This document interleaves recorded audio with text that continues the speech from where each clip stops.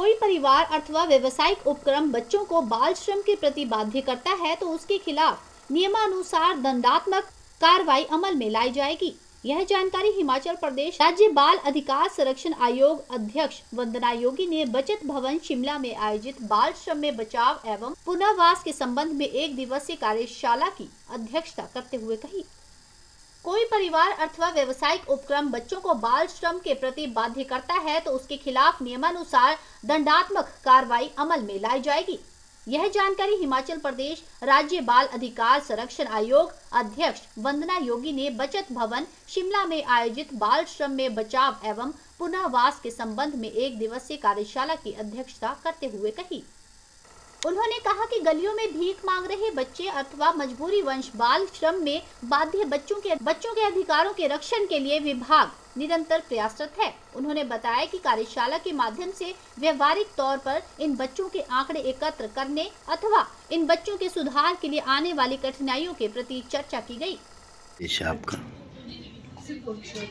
संजीव जी, आपका बहुत बहुत धन्यवाद। आपके माध्यम से इस कार्यशाला का संदेश यही है कि विभाग कार्यरत हैं अपने ऐसे बच्चों के अधिकारों को रक्षण के लिए जिनको किसी आश्रय की आवश्यकता है, जिनको किसी सहारे की आवश्यकता है। जो बच्चे गलियों में हैं, चाहे वो बैगिंग के लिए हैं या मजबूरी में किसी बाल श्रम के लिए बाध्य है। इस कार्यशाला के माध्यम से हम सब ने व्यवहारिक तौर पर जो कठिनाइयाँ इन बच्चों के आंकड़ा एकत्रित करने में या इन बच्चों को रिस्टोर करने में आ रही हैं, उनके बारे में आपस में चर्चा की और विचार साझा किए, सुझाव दिए। और इस माध्यम से आम समाज से भी हमारी अपेक्षा यही है कि आपका सहयोग सदैव अपेक्षित है। बिना सामाजिक सहयोग से किसी भी कार्य की इतिश्री नहीं होगी और बच्चों के वेलफेयर के लिए जो एजेंसीज कार्यरत हैं उनको बहुत आवश्यक है कि समाज का सहयोग मिले, ताकि हम अपने आने वाले कल का, अपने बनने वाले इस समाज का, अपने इन बच्चों का, अपने भविष्य का रक्षण कर सकें और इनको आश्रय दे सकें। सरकार के पास बहुत योजनाएं हैं, बहुत व्यवस्थाएं हैं। केवल और केवल जन सहभागिता रहेगी तो हम उस दिशा में बढ़ेंगे। बात करें 2021 की, तो कितने ऐसे बच्चे हैं जो रेस्क्यू किए गए हैं और क्या दंड का प्राविधान इसमें रखा अभी ये प्रांत की पहली कार्यशाला थी। पूरे प्रांत का मैं अभी आपको आंकड़ा नहीं दे पाऊंगी, लेकिन इसमें ये निकल के आया है कि 247 ऐसी इंस्पेक्शन की गई हैं, चाहे वो ढाबाओं में थी, चाहे उद्योगों में थी, चाहे कार्यरत किसी परिवारों में थी। तो ऐसी 247 इंस्पेक्शन में केवल 2 मामले ऐसे आए हैं जहां बाल अधिकारों का हनन होता हुआ पाया गया।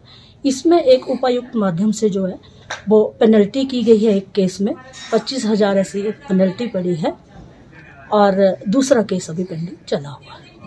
जिला शिमला के आंकड़े हैं? ये जिला शिमला के। क्या संदेश देना चाहेंगे आप समाज में?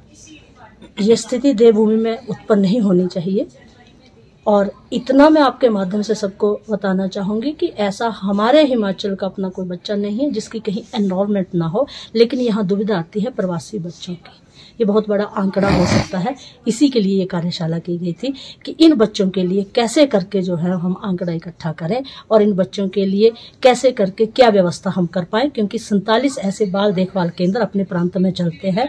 अगर हमारे पास ये आंकड़ा आ जाता है, अगर हमारे पास ये बच्चे ट्रेस आउट हो जाते हैं तो इन बच्चों को वहां रखा जाएगा। अगर परिवारों से वंचित कुछ बच्चे हैं तो उनके परिवारों का पता लगाया जाएगा, वहां बच्चों को रिस्टोर किया जाएगा। पहले आंकड़े एकत्रित करने वाली बात है कि एन स्टार न्यूज़ के लिए शिमला से कपिल ठाकुर।